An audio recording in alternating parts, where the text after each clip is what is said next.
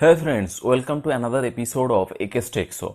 आज मैं इस वीडियो में आपको बताऊंगा टोटो मोटर ओवरहीट होने का रीज़न क्या क्या है और किस वजह से आपकी टोटो मोटर जल चुका है और जल सकता है और उसके सलूशन क्या क्या है। तो फ्रेंड्स, इस वीडियो में आप अंत तक जुड़े रहिए मेरे साथ, तो आपकी टोटो मोटर को जलने से रोकने के लिए।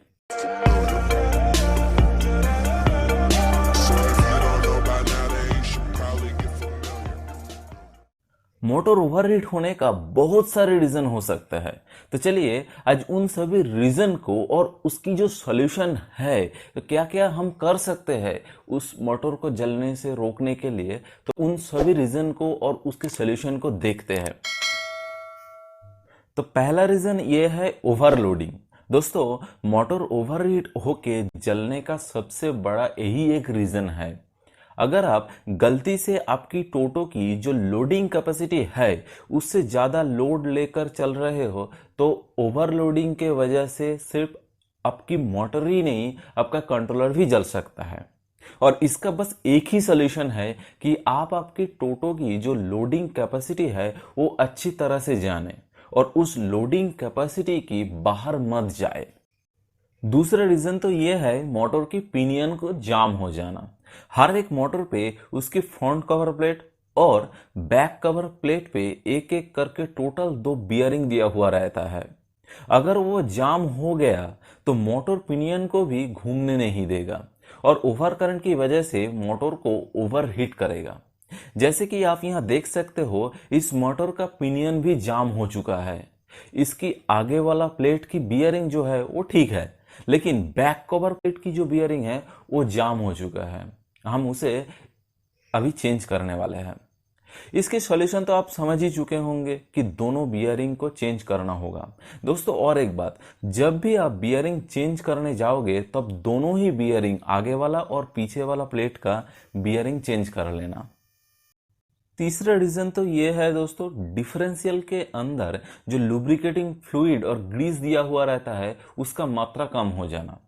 और वो इसलिए होता है कि टाइम से सर्विस ना करने की वजह से मोटर पे जो हीट पैदा होता है चलने के दौरान, वो डिफरेंशियल के अंदर दिया हुआ लुब्रिकेटिंग फ्लूइड और ग्रीस को सुखा देता है, जिसके कारण लुब्रिकेशन ठीक से हो नहीं पाता और मोटर को ज़्यादा मात्रा में ये हीट कर देता है। सॉल्यूशन तो इसके ये है कि आप 6 महीने और 8 महीने के बाद एक बार सर्विस करा ले। और अगर आपकी टोटो हर रोज काम करता है तो हर 5000 किलोमीटर पे इसे एक बार सर्विस करवा लेना।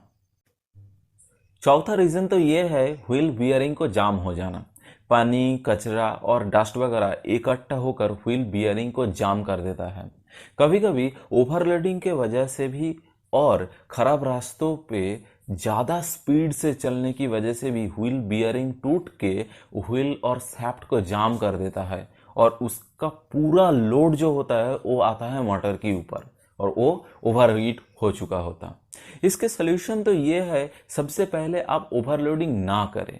हर हफ्ते पे एक बार पिछले वाला दोनों व्हील को फ्री घुमा के देखें, कोई जाम वगैरह तो है नहीं। अगर है तो गैरेज पे के तुरंत लेके जाए। पांचवा रीजन तो ये है, मोटर की जो तीनों फेज की वायर है वो आपस में शॉर्ट हो जाना। अगर मोटर पहले कभी ओवरहीट हुआ हो तो उसी वजह से तीनों फेजों की वायर का इंसुलेशन मेल्ट होकर आपस में शॉर्ट हो सकते हैं। और इसका सॉल्यूशन क्या है? इसका सॉल्यूशन एक है, जब भी आप बैटरी चेंज करने जाओगे तब एक बार मोटर की जो वायरिंग है, ये तीनों फेजों की जो वायरिंग है, एक बार चेक करवा लेना। अगर शॉर्ट दिखे तो इंसुलेशन करवा सकते हैं। आखिरी और सबसे इम्पोर्टेंट वाला पॉइंट तो ये है, मोटर के अंदर पानी चले जाना। ये अक्सर होता रहता है, जिसकी वजह से मोटर पूरा के पूरा जल जाता है।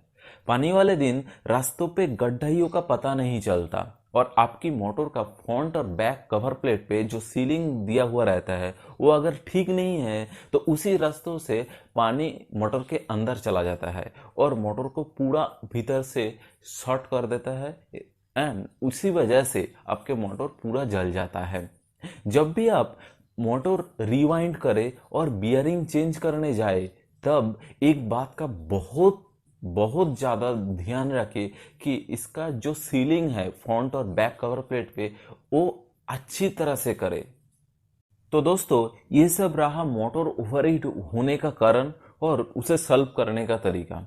अगर मेरे ये वीडियो आपको अच्छा लगा तो मेरे इस छोटे चैनल को इसी तरह प्यार देते रहना। Thanks for watching.